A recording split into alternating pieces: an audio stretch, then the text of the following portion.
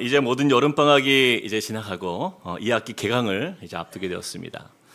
올해 참으로 좀 유난히 이렇게 더웠던 이 여름 방학의 이 시간을 우리가 마치면서요. 그 2학기 다락방과 훈련들 또 이제 이런 개강을 우리가 준비하는 가운데에서 참 많은 기도가 되었습니다. 어떻게 하면 우리 이 한 꿈의 가족들이 하나님의 뜻에 합한 모습으로 자라갈 수 있을까? 또 어떻게 하면 우리 2학기에는 더욱더 우리의 마음을 하나님께 향하여 영적인 성숙을 또 기대하며 주님께 더 가까이 나아가는 교회가 될 수 있을까? 이것을 위해서 이렇게 기도하는데 오늘 말씀과 다음 주 말씀을 이렇게 준비하게 되었습니다. 그래서 이번 주하고 다음 주 말씀은요, 우리가 좀 그동안 보았던 이 사도행전 말씀을 잠시 멈추고 저와 우리 모든 한 꿈의 성도님들이 이제 이 2학기 개강을 시작하기 전에 반드시 우리가 점검하고 또 재정비해야 할 우리 그리스도인의 정체성을 확고히 하는 그런 시간이 되길 원합니다. 그렇게 우리 오늘과 이제 다음 주 우리가 이 두 주간의 말씀을 통해서 좀 우리가 방학 동안 느슨했던 우리의 영적 긴장감을 다시 일깨우는 그런 도전의 시간이 될 줄로 믿습니다. 제가 한 주간 이제 말씀을 준비하면서 이제 여러 책들을 좀 찾아보게 되었는데 그 중에서 저에게 좀 너무나 큰 도전이 되는 책이 한 권 있었어요. J.D. 그리어 목사님이 쓰신 책인데 담장을 넘는 크리스천이라는 책입니다. 제가 이 책을 펴서 읽는데요, 멈춰지지가 않더라고요. 그래서 그냥 단숨에 거의 다 읽어버렸어요. 이 책의 핵심은 이것입니다. 하나님 나라에 속한 사람이 살아가야 할 이 신앙의 원리를 우리에게 깨우치고 도전하는 책인데, 우리가 세상 속에 살지만 그러나 하나님 나라에 속한 자로서 우리가 사는 이 믿음의 삶이 이 세상 사람들과 또 그들과 어떻게 달라야 되는지, 왜 달라야 되는지, 또 그것이 어떻게 세상과 구별될 수 있는지에 대해서 쉽게 풀어서 이해를 돕는 그런 책이었습니다. 제가 이 담장을 넘는 크리스천이라는 책을 보면서 도전이 되었던 것은 바로 이것이에요. 우리가 과연 하나님 나라가 내 삶에 임하기를 진정으로 우리가 소망하면서 과연 살고 있는가에 대한 신앙의 재점검이었습니다. 여러분께 질문해 볼게요. 과연 나는 말로만 하나님 나라가 내 삶에 임하기를 원하고 있지는 않은가? 그냥 세상 나라에 내가 속해서 어찌 보면 이 육신의 인생의 흥망성쇠가 이것이 나에게 가장 중요하고 큰 관심이며 마치 이것이 나의 삶의 중요한 것들로 이것으로만 채워져 있다면 과연 우리의 신앙이 과연 진짜라고 할 수 있는가? 바로 이 부분인 거예요. 여러분, 이 신앙의 본질적 질문에 대해서 우리가 애매한 답을 가지고 우리가 살아간다라고 한다면 우리는 세상에서요 참된 그리스도인으로 살 수 없다라는 것입니다. 그런 의미에서 우리가 먼저 기억해야 할 것이 하나 있는데요. 이 땅의 세상과 또 하나님 나라의 원리는요 완전히 다르다라는 것을 우리가 잊지 말아야 돼요. 아니, 다름을 넘어서 정반대와 같습니다. 여러분, 세상을 보면요, 이 세상은요 무한 경쟁의 사회예요. 이것이 우리의 삶을 살아가는 모든 세상의 원리의 중심입니다. 그래서 무한 경쟁 속에서 살아남는 것, 그 경쟁의 대상들을 이기는 것이 승리라고 이렇게 이야기하죠. 그래서 나 외의 세상 사람들은요 모두 이겨내야 하는 대상이에요. 그렇게 경쟁에 이겨서 사업을 하고 또 더 큰 수익을 내면 사람들은요 그 사람 향해서 참 잘 산다라고 이렇게 말합니다. 그리고 그런 사람들이 또 타인들로부터 부러움을 받는 그런 세상 속에 우리가 살고 있어요. 그렇다 보니까 사람들은요 남들보다 내가 나아지기 위해서 끊임없이 누군가와 비교하면서 살아가는 거예요. 그런데 우리 그리스도인들에게 어려운 점이 바로 이것입니다. 저와 여러분 역시도 우리가 태어날 때부터 이러한 경쟁의 사회 속에서 태어났기 때문이요, 그 영향을 받고 자랐기 때문에 우리에게 익숙한 이 세상의 원리로부터 우리가 쉽게 자유하기가 어렵다는 것이죠. 그래서 우리는요 구원받고 우리 신분이 바뀌어서 하나님 나라의 백성이 되었음에도 불구하고 우리는 여전히 우리 마음에는 세상적인 갈망으로 살아가는 거예요. 바로 남들보다 내가 높아지고자 하는 그 욕심이 우리 안에 있고, 그리고 그 열망들 속에서 남들이 알아주는 그런 유명한 자리, 혹은 남들이 나를 인정해주는 그런 기대, 바로 이것이, 이런 마음들이 바로 더 큰 자에 대한 기대감을 가지고 우리가 세상에서 살아가고 있다는 것이죠. 제가 예전에 어떤 성도님을 이렇게 신방하며 만났는데 그분이 저에게 이렇게 말씀하시더라고요. 목사님, 물론 믿음도 좋지만 저는 경제력이 중요하다고 생각합니다. 경제력이 뒷받침되지 않으면요, 별로 그렇게 교회에서도 인정을 못 받더라고요. 제가 교회를 다녀보아도 좀 잘 살고 잘 되어야 교회에서도 좀 남들 앞에서 떳떳하게 인정받는 그런 삶을 살 수 있지 않습니까? 저는 그렇게 보았습니다. 이렇게 너무나 당연하게 이야기를 하는 거예요. 그 성도님이 과거에 경험한 그 교회가 어떤 교회인지 모르겠지만 그분이 예전에 그 경험해온 교회는요, 그렇다라는 거. 세상과 교회는 크게 다르지 않다. 제가 그런 경험을 하신 분의 이야기를 들으면서 참 마음이 안타까웠어요. 그런데 제가 또 다른 어떤 성도님들에게 이야기를 들으면서 왜 교회가 세상과 다를 바가 없나? 나는 기대하지 않는다. 이런 이야기가 왜 나오는가를 제가 정말 뼛속 깊이 이해할 수 있었어요. 어느 교회라고 제가 말할 수는 없지만 어떤 교회에서는 담임 목사님께 기도를 받으려면 100만 원을 가지고 가야 된대요.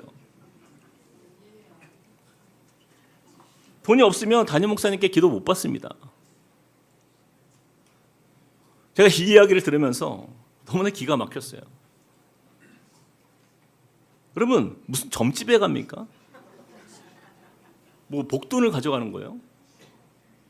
돈이 왜 필요해요? 아니, 담임 목사를 찾아가 기도를 받겠다는데 이게 어려움이 있어서 가는 거잖아요. 힘든 일이 있어서 가는 거잖아요. 위로가 필요한 성도를 더 시험 들게 하는 거잖아요, 이것은. 또 어떤 교회는 임직자가 되면은 많게는 뭐 몇천만 원, 적게는 몇백만 원 헌금을 내야 된다라는 거예요. 아니, 교회를 위해서 봉사하기로 헌신한 그 직분자들에게 오히려 교회 공동체가 그분께 감사해서 밥을 사주든지 아니면 교회가 감사해서 선물을 주든지 그래야 하는 거 아닙니까? 그럼 말이 나온 김에 좀 말씀드리면 우리 교회는요, 결혼, 주례, 장례, 그리고 신방, 그 어떤 경우에도 여러분 살해받지 않습니다. 절대로 살해 같은 것도 여러분 준비하지 마세요. 공식적으로 제가 여러분들께 강조드리는 거예요. 그동안도 그랬고 앞으로도 마찬가지입니다. 우리 교회는요, 절대로 돈 때문에 시험 드는 일이 전혀 없어야 됩니다. 그래서 저희가 개척하면서 가장 신경 쓴 부분 중에 하나가요, 바로 교회 재정 시스템이에요. 저희는 우리 교회 재정부가 너무 고맙습니다. 정말 여러분, 보통 일반 교회에서 하는 일의 몇 배의 일을 직접 감당하고 계세요. 꼼꼼하게 여러 절차를 통해서 성도들의 소중한 헌금이 이루어진 이 교회 재정이 혹시라도 조금이라도 어떤 소홀히 다루어지거나 혹은 잘못된 것에 남용이 되지 않도록 몇 단계의 그 절차를 통해서 집행이 되고 결산이 되고 또 매 분기마다 감사를 통해서 확인이 돼요.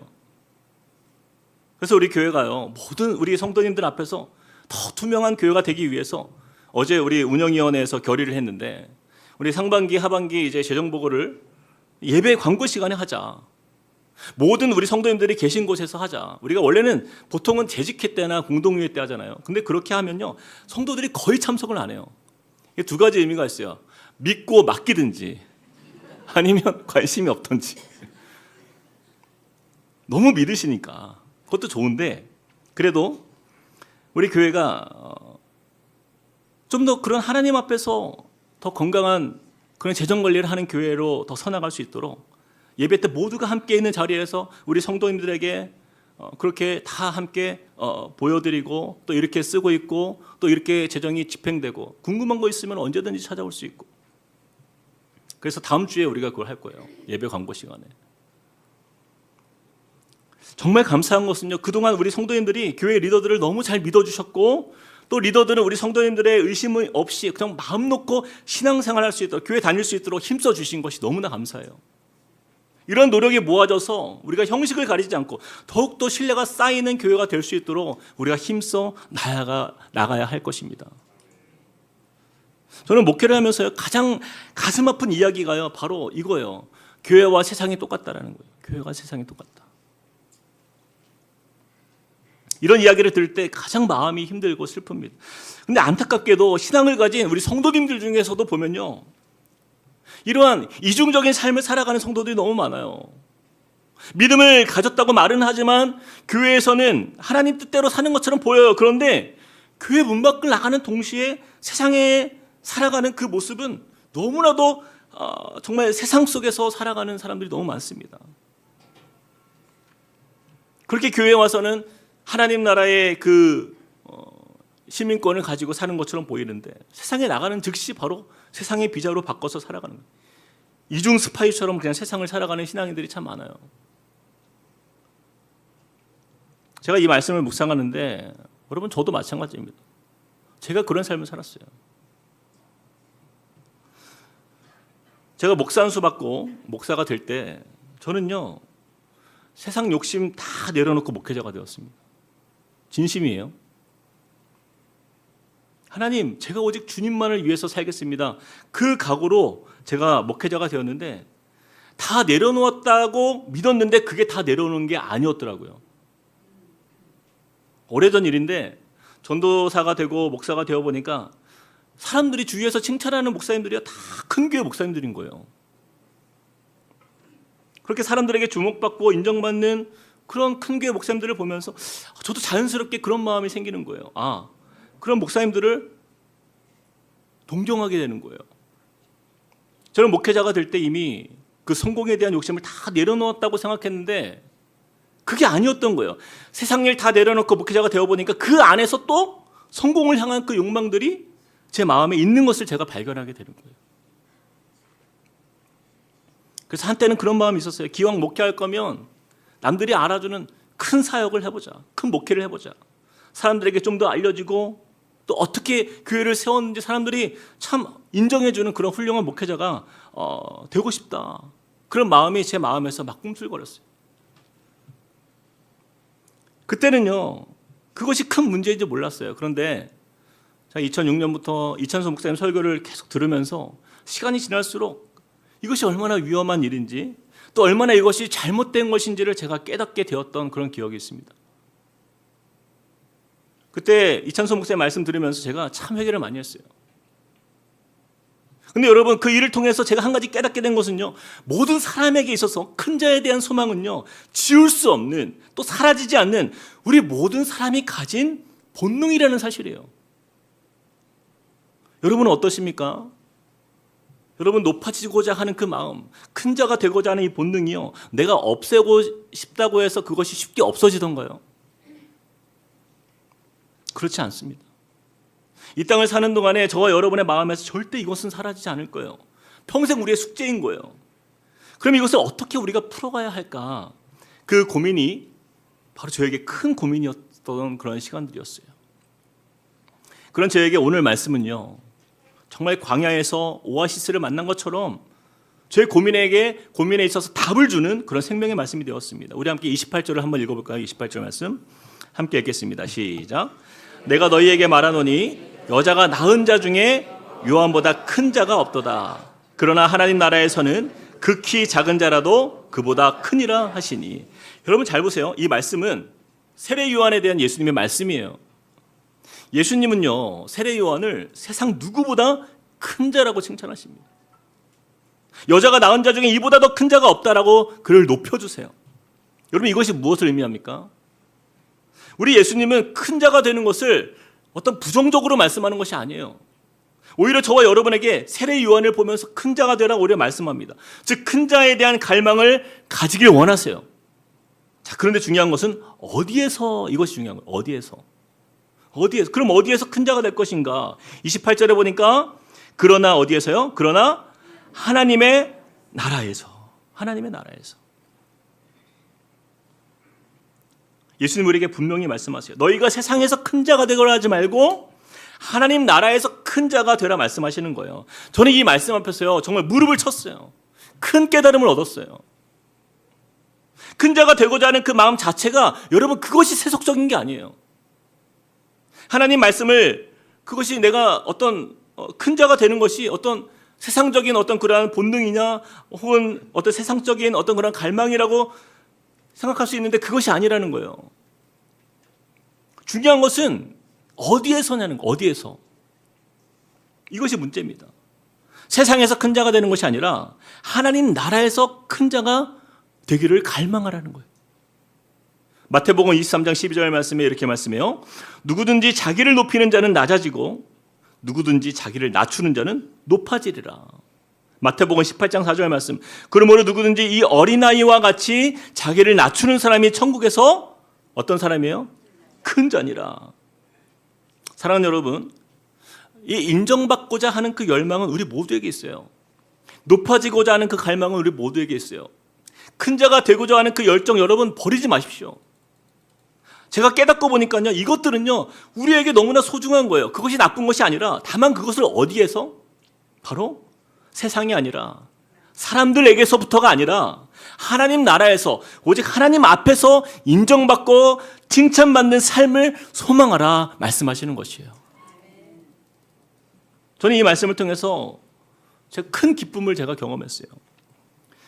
내가 눈에 보이는 세상 사람들과 어떤 주위의 성도님들 그리고 동료 목회자들에게 존중받고 인정받고 높아지는 것, 바로 그것이 어떤 큰 자가 되고자 하는 그런 꿈틀대는 저의 욕망들이요, 그 방향을 바꾸니까 너무나 자유한 거예요.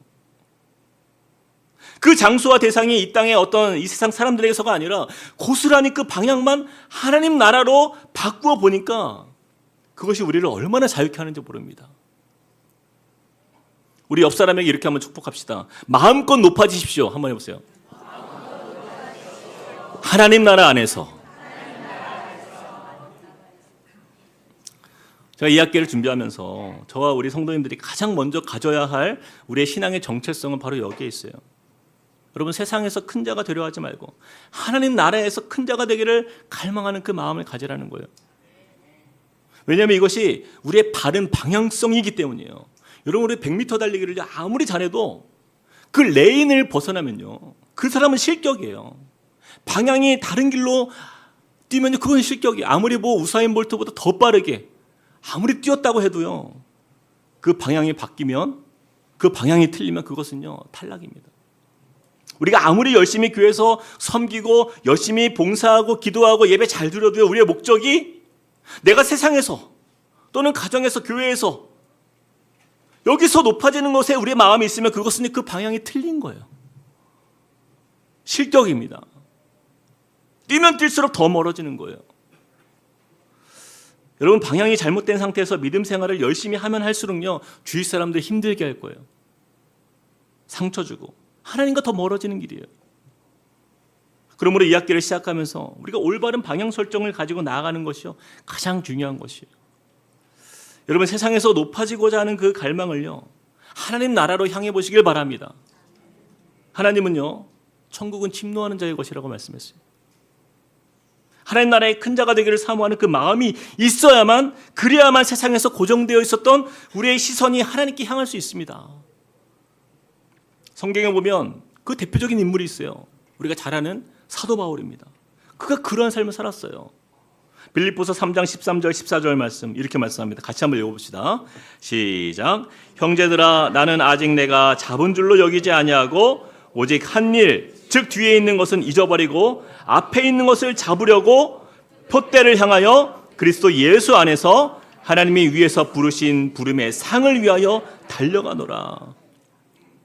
바울도 그가 가진 열정, 그것은 이 14절 말씀처럼 예수 안에서 하나님이 앞으로 나에게 주실 바로 그 부름의 상, 그것을 표대로 정했어요. 그 목표를 가지고 내가 힘써 달려간다, 이렇게 고백하지 않습니까? 운동 경기에서 우승한 사람은요, 가장 높은 자리에 서는 거예요. 바울은 이 땅에서 높은 자리에 서기보다 하나님 나라의 그 높은 곳에 자신의 소망을 두었어요. 그것을 얻고자, 하나님 나라에서 큰 자가 되고자 힘써 나아간다, 이렇게 고백하는 것을 우리가 보는 거예요. 바로 여기에 우리의 자랑이 있는 것입니다. 오늘 본문에서도 이것을 말씀하고 있어요. 오늘 배경을 잠깐 보면 이제 예수님께서 이제 본격적으로 사역을 막 시작하실 때의 상황인데, 당시에 많은 유대인들은요, 세례 요한을 찾아가서 세례도 받고 또 세례 요한을 찾아가서 말씀도 듣고 또 그들을 구원하실 메시아에 대한 그런 부푼 기대를 가지고 사람들이 그 광야에 있는 세례 요한을 그들이 찾아가기를 기뻐했어요. 오늘 본문에 보면 그렇게 세례 요한을 찾아갔던 많은 사람들, 그 무리를 향하여 예수님이요, 의미심장한 질문을 던지십니다. 24절 말씀 한번 같이 한번 볼까요? 시작. 요한이 보낸 자가 떠난 후에 예수께서 무리에게 요한에 대하여 말씀하시되 너희가 무엇을 보려고 광야에 나갔더냐? 바람에 흔들리는 갈대냐. 자, 여기서 이런 단어가 나와요. 너희가 무엇을 보려고 나갔더냐. 너희가 무엇을 보려고 세례요한 찾아갔느냐, 광야에 나갔느냐, 이렇게 질문합니다. 근데 이 질문이 계속 반복돼요. 25절에도 이렇게 시작합니다. 그러면 너희가 무엇을 보려고 나갔더냐, 이렇게 질문합니다. 또 26절에서도 그러면 너희가 무엇을 보려고 나갔더냐, 3번이나 질문하세요. 예수님은 3번에 걸쳐서 사람들에게 너희가 무엇을 보려고 세례요한을 찾아갔느냐 이렇게 묻습니다. 그런데 이 예수님이 3가지를 언급해요. 자, 너희가 무엇을 기대하며 광야에 나갔느냐. 24절에서는 갈대냐 그것이 묻습니다. 갈대냐. 25절에는 화려한 옷을 입은 사람들을 기대하면서 세례요한을 찾아갔느냐 이렇게 물어요. 또 26절에는 선지자를 기대하면서 너희가 세례요한을 찾아갔느냐 이렇게 묻습니다. 여러분, 이 말씀이 좀 어려워 보이지만 이것을 좀 풀어서 생각해 보면 바로 이런 의미예요. 여러분, 세례요한은 누구입니까? 예수님을 소개한 사람이에요. 예수님이 오실 길을 예비한 사람이었어요. 사람들이 그에게 찾아간 그 모습은요, 우리 시대로 다시 한번 표현하면 이렇게 말할 수가 있습니다. 사람들이 세례요한을 찾아가 예수님에 대해 말씀을 들었듯이 이 시대의 성도들이 교회를 찾아와서 예수님의 말씀을 듣는 것과 같아요. 그래서 예수님의 질문, 너희가 왜 세례요한을 찾아갔느냐, 너희가 무엇을 보려고 그에게 나갔느냐, 이 질문은요, 이것을 우리 시대로 번역해 보면 너희가 무엇을 보려고 교회에 가느냐, 너희가 무엇을 기대하면서 교회에 나가느냐, 바로 이 질문이에요. 근데 첫 번째, 예수님이 묻습니다. 그것이 갈대냐 이렇게 물어요. 갈대냐. 여러분, 광야에 있는 갈대는요, 별로 중요하지 않은 것들이에요. 사람들이요, 굳이 갈대를 보기 위해서 광야로 나아가지 않습니다.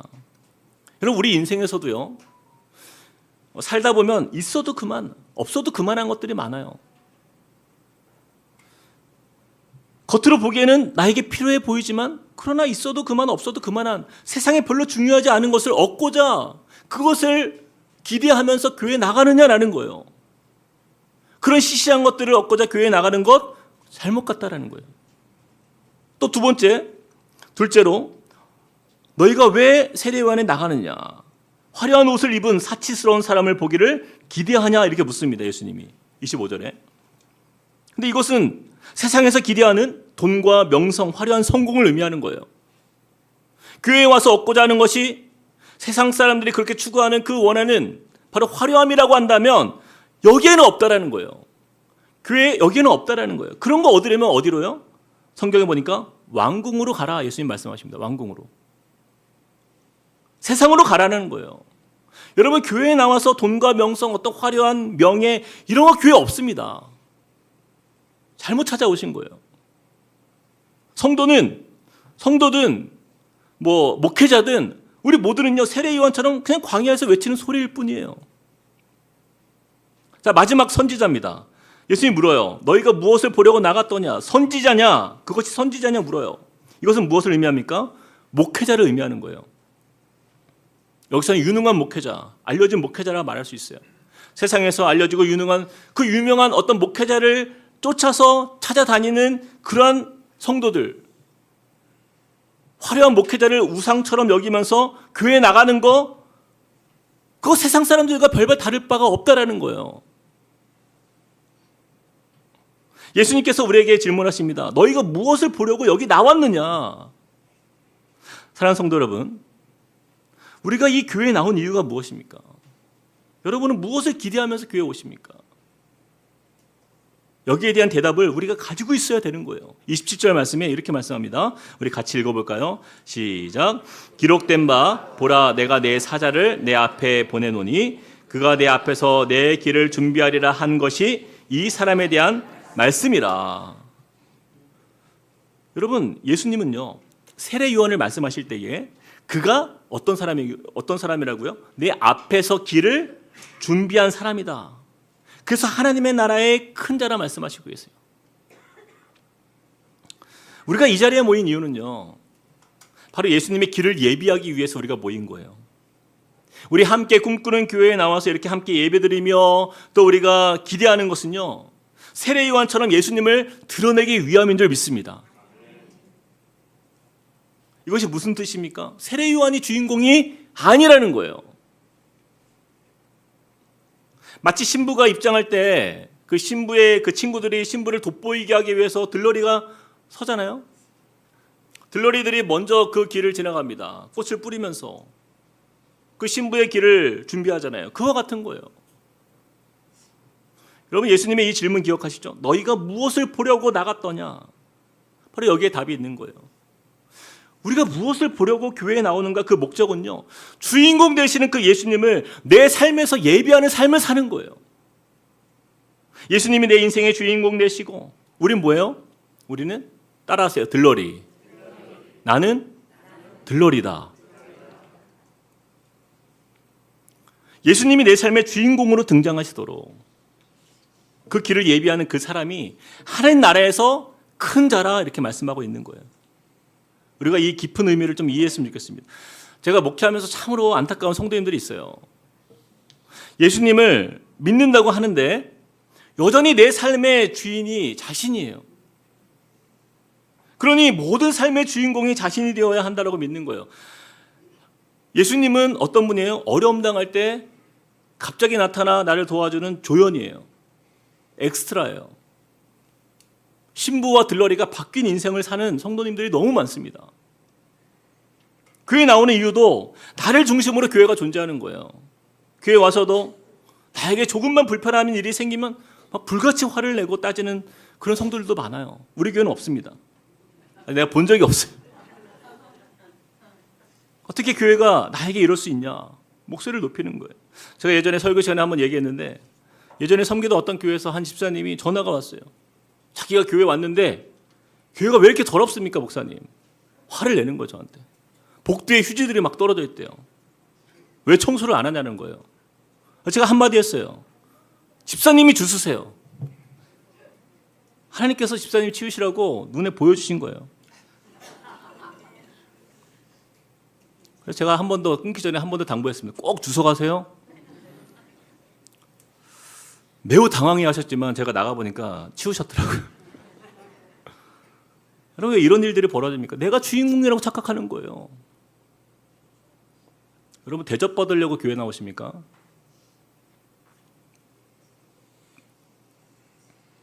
여러분, 세례요한은요, 단 한 번도 자신이 주인공이라고 생각해 본 적이 없습니다. 자신을 어느 정도까지 낮추어 겸손하게 고백하냐면요, 요한복음 1장 26절 27절 같이 한번 읽어봅시다. 시작. 요한이 대답하되 나는 물로 세례를 베풀거니와 너희 가운데 너희가 알지 못하는 한 사람이 섰으니 곧 내 뒤에 오시는 그이라. 나는 그의 신발끈을 풀기도 감당하지 못하겠노라 하더라. 사랑하는 여러분, 바로 여기에 있습니다. 이 모습이 하나님 나라의 큰 자의 비밀인 거예요. 그래서 야고보서 4장 10절 말씀에 이렇게 말씀해요. 주 앞에서 낮추라. 그리하면 주께서 너희를 어떻게 하신다고요? 높이시리라. 여러분, 하나님 나라의 큰 자는요, 내가 스스로 내 자신을 높이는 자가 아닙니다. 내가 주인공이 아니라 예수님만 높아지도록, 예수님만 영광 받으시도록 나는 들러리로서 무대에서 사라지고 오직 예수님만 드러나는 그 삶을 사는 거예요. 바로 이러한 사람들을 우리 하나님께서 그를 하나님 나라에서 내가 너를 높여주시겠다 약속하시고, 바로 이 사람이 하나님 나라의 큰 자라고 세례 요한을 통해서 우리에게 보여주시는 거예요. 사랑하는 여러분, 천국에서 큰 자가 되는 사람은요, 낮아짐으로 죽어지는 것을 두려워하지 않는 사람이에요. 여러분, 세례 요한을 보면 예수님의 길을 예비한 인생을 살았어요. 그리고 예수님이 등장한 이후에 그는요, 어느 날 조용히 사라져요. 조용히 사라져요. 젊은 나이였지만 헤롯 왕에게 처형당합니다. 이것이 이 땅에서 세례 요한의 마지막 모습이에요. 예수님이 주인공으로 드러나시고 자신은 조용히 사라지는 그 인생을 산 거예요. 근데 예수님께서 뭐라고 말씀하세요? 요한복음 12장 25절 말씀에 이렇게 말씀합니다. 자기의 생명을 사랑하는 자는 잃어버릴 것이요, 이 세상에서 자기의 생명을 미워하는 자는 영생하도록 보존하리라. 여러분, 이처럼 예수님만 높이고 자신은 조용히 사라지는 이 세례 요한은요, 영생을 얻고 하나님 나라의 큰 자로 인정받는 거예요. 바로 이 모습이 이 땅을 살아가는 우리 성도들이 걸어가야 할 신앙의 길이라고 저는 믿습니다. 요즘에 교계에 좀 안타까운 이슈들을 제가 이제 보게 되는데 원로 목사님들에 대한 이야기가 너무 많아요. 대부분은 뭐 전혀 그렇지 않은데 간혹 보면 원로 목사님들 중에서 이름만 원로예요. 분명히 담임 목사에서 은퇴를 했는데도 여전히 교회에서 엄청난 영향력을 미치는 일로 인해서 새로 부임한 담임 목사나 성도들이 큰 혼란을 겪는 그런 소식을 제가 요즘에 좀 많이 들었어요. 제 주위에 이런 일들이 꽤 있더라고요. 큰 교회든 작은 교회든 뭐 할 것 없어요. 제가 잘 아는 어떤 교회는요, 목사님이 은퇴했는데 그 은퇴식이 얼마나 화려하게 은퇴식을 했는지 그 담임 목사 위임식이랑 은퇴식을 같이 했어요. 같은 날. 근데 새로 부임한 담임 목사는 있는지 없는지도 모를 만큼 그 은퇴식이 거창하게 진행이 됐어요. 그래서 참석하신 분들이 참 마음이 불편했다 이런 얘기를 제가 들었는데 뭐 그럴 수 있어요. 뭐 은퇴식 할 수 있죠. 그러면 화려하게 은퇴했으면 멋지게 퇴장해야죠. 은퇴식 이후에 교회에서 더 왕성하게 활동하는 거예요.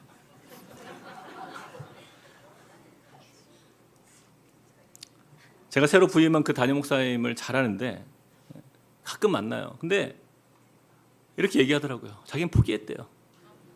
원로 목사님은 아마 돌아가실 때까지 담임 목사님으로 계실 것 같아요. 어떤 원로 목사님은 자신이 교회를 떠나가니까 교회가 불안하고 분쟁이 생긴다. 그래서 다시 컴백하신 목사님도 제가 본 적이 있어요. 저는 그런 생각이 들더라고요. 그 교회 성도님들이 그 어르신을 보면서 예수의 길을 예비하는 세례요한의 모습을 과연 볼 수 있을까? 말로는 하나님 나라에서 큰 자를 향한 사모함을 가지라 이야기하지만 정작 본인의 삶은 이 땅에서 높아지고자 하는 그 욕심.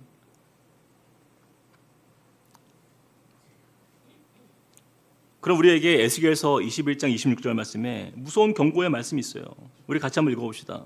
시작. 주 여호와께서 이같이 말씀하셨느니라. 관을 제거하며 왕관을 벗길지라. 그대로 두지 못하리니 낮은 자를 높이고 높인 자를 낮출 것이니라. 하나님의 경고의 말씀이에요. 하나님은요, 자신을 자꾸 높이는 사람이요, 그 관을 내가 뺏겠다라는 거예요. 그 왕관을 내가 벗겨버리겠다라는 거예요. 그리고 낮은 자를 높이고 그 높이려 하는 그 사람을 내가 낮추겠다 이렇게 말씀하십니다. 그래서 제가 1만 성도 파송운동 준비할 때 이찬성 목사님께서 저희 29명 목사님들에게 누누이 자신에 대해서 말씀하신 것이 하나 있어요. 나의 한 가지 바람이 있다. 그것은 추하게 늙지 않는 거다. 추하게 늙지 않는 거다.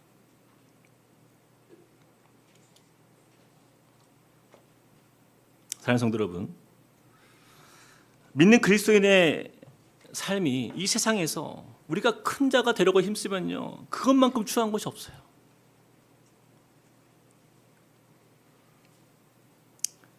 우리 믿는 성도의 소망은요, 결코 이 땅에서 높아지는 데 있지 않습니다. 말씀을 마무리하면서 예수님께서 우리에게 주신 말씀을 좀 기억했으면 좋겠어요. 요한복음 12장 24절 말씀 같이 한번 읽어봅시다. 시작. 내가 진실로 진실로 너희에게 이르노니 한 알의 밀알이 땅에 떨어져 죽지 아니하면 한 알 그대로 있고 죽으면 많은 열매를 맺느니라. 우리가 잘 아는 말씀이에요. 근데 여러분 한번 잘 생각해 보세요. 이것은요, 굉장히 비상식적인 이야기입니다. 여러분, 이 말씀은요, 세상의 상식과 대치가 되는 말씀이에요.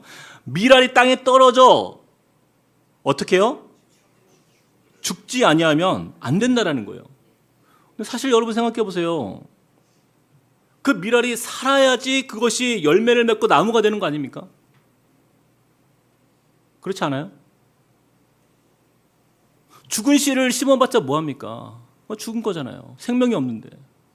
그런 의미가 아니라는 거예요. 세상의 방식과 하나님 나라의 원리는 다르다라는 거예요. 밀알이 땅에 떨어져서 우리의 상식은 이것이 살아야 나무가 되고 열매를 맺는 것이 우리의 상식인데, 세상의 원리인데, 예수님은 반대로 말씀하는 거예요. 밀알이 떨어져 땅에 떨어져 죽어야지 많은 열매를 맺는다. 죽어야 된다는 거예요. 이것이 바로 천국의 비밀인 거예요. 세례 요한이 죽기까지 예수님을 높였던 것처럼 예수님이 높아지고 내가 낮아지는 곳에서 예수님이 살고, 이로 인해서 내가 죽는 곳에서 하나님 나라의 열매가 많이 맺히고 거두게 될 것이다 라는 것이 바로 하나님 나라의 원리다라는 것입니다. 이것이 바로 우리 함께 꿈꾸는 교회의 그 공동체의 방향인 거예요. 고린도후서 7장 3절 말씀 우리 큰 소리로 한번 읽어봅시다. 시작. 내가 이전에 말하였거니와 너희가 우리 마음에 있어 함께 죽고 함께 살고자 함이라. 함께 먼저 죽는 거예요. 그때 함께 사는 거예요. 우리 교회가 사는 이것이 유일한 방법입니다, 여러분.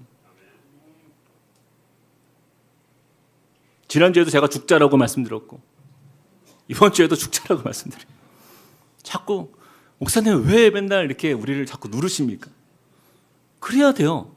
우리가 은혜가 없으면요, 우리는 다 우리 본성 나옵니다. 다. 그 하나님이 우리 두더지 게임 아시죠? 하나님이 두더지 게임 하시는 거예요. 튀어나온 두더지들 잡는 것처럼. 우리가 함께 예수를 위해서 죽으면 우리 주님께서 우리 공동체를 함께 살게 하실 거예요. 하나님의 칭찬은 바로 여기에 있습니다. 여러분 믿으십니까? 이것이 이 학기를 맞아서 우리가 반드시 기억하고 또 우리가 사모해야 할 영적인 도전이에요. 세례 요한처럼 내가 죽기까지 낮아지고 예수님을 높일 수 있을 그런 각오가 우리에게 돼 있는가? 바로 그때 우리는 이것을 경험하는 거예요. 내가 신앙이 살아나고 또 내 가정이 살아나고 내 교회가 살아나는 그 은혜를 우리는 그때야 맛볼 수 있기 때문이에요. 그렇게 세상이 아니라 바로 하나님 나라의 큰 자가 되기를 사모하며 믿음으로 나아가시는 저와 여러분이 되시길 주님의 이름으로 축복드립니다. 오늘 말씀을 기억하면서 우리 같이 이 찬양 드렸으면 좋겠습니다. 주의 나라가 임할 때 우리 이 찬양 드릴 때에 우리 함께 좀 우리의 시선을 하나님의 나라를 향했으면 좋겠어요. 하나님, 내가 세상에서 큰 자가 될 것을 기대하는 인생이 아니라 하나님 앞에서 하나님 나라의 큰 자가 되기를 사모했던 사도 바울처럼 또 그러한 삶을 살았던 세례 요한처럼 주님, 내가 주님 앞에 그러한 믿음으로 내 자신을 낮추고 주님 앞에 나아갑니다. 우리 고백하며 우리 같이 찬양하시겠습니다. 주의 나라가 임할 때 주의 나라가 임할 때 하나님 임재하실 때 예배가 회복되며 기적은 일어나네. 기적은 일어나네. 전능하신 주, 영원하신 전능하신 주, 영원하신 능력의 통치자, 자유가 선포되어 주 백성 돌아오네. 주 백성 돌아오네. 우리 함께 고백합시다. 하나님 나라 임하소서. 하나님 나라 임하소서. 영광과 존귀 능력과 위 놀라운 사랑에 기적의 하나님 지금 이곳에 오소서. 하나님 나라 임하소서. 하나님 나라 임하소서. 영광과 존귀와 능력과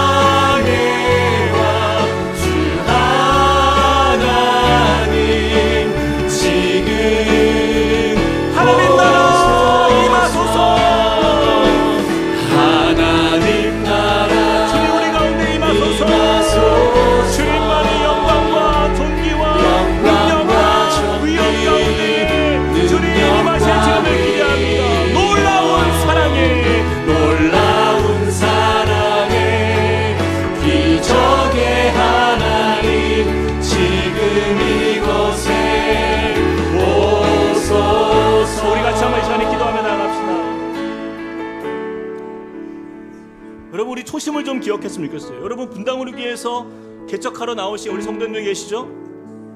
여러분, 왜 나왔습니까? 왜 이 교회에 나왔습니까? 낮아지기 위함이 아닙니까? 세례 요한처럼 주님만이 높임 받으시고 내가 낮아지기 위해서 이 자리에 왔잖아요. 또 우리 교회에 세가족으로 오신 모든 분들 마찬가지입니다. 하나님이 우리를 이곳에 부르신 것은요, 진정한 낮아짐을 경험하기 위해서예요.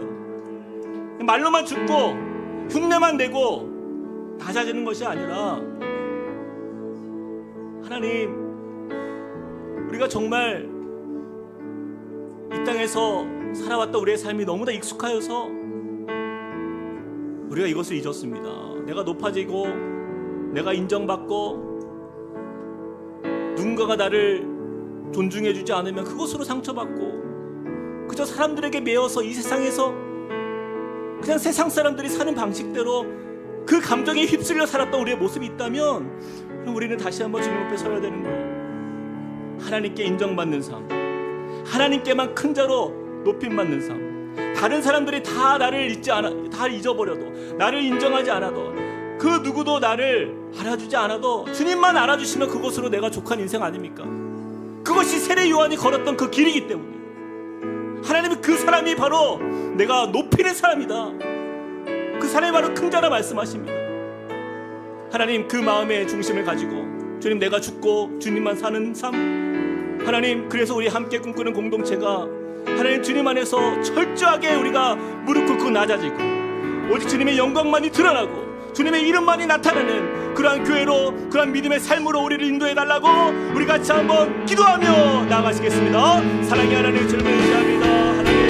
하나님의 은혜를 아버지 안에 갈망하며 간구하며 우리가 믿음으로 삽니다. 하나님, 이 시간 주님의 나라가 우리 가운데 임하며 원하니 우리의 삶의 소망이 오직 주님께 있길 원합니다. 하나님, 주님이 영광 받으시는 삶, 하나님이 높임 받으시는 믿음의 삶, 이것이 우리의 고백이 되길 원합니다. 하나님, 우리가 주님 앞에서 철저하게 낮아지게 하여 주시옵소서.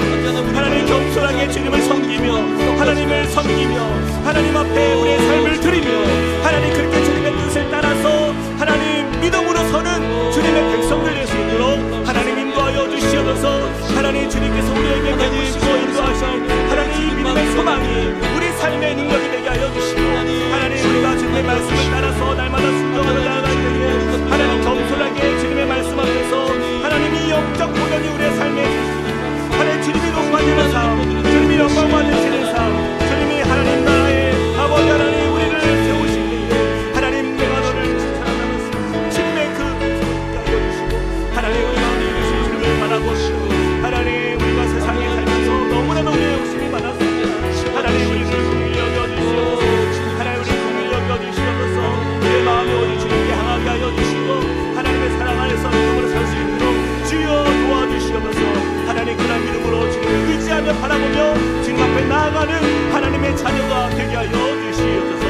하나님, 역사하여 주시고 인도하여 주시옵소서. 하나님, 우리의 마음의 중심이 오직 주님 앞에서 하나님 낮아지는 것을 하나님 더욱더 힘써 주님 앞에 나아가며 하나님 나라의 근자 되기를 사모하는 하나님 믿음의 삶의 영광에 아버지를 이루어지도록 인도하여 주시옵소서. 우리 같이 한 번 더 이 시간에 기도하길 원합니다.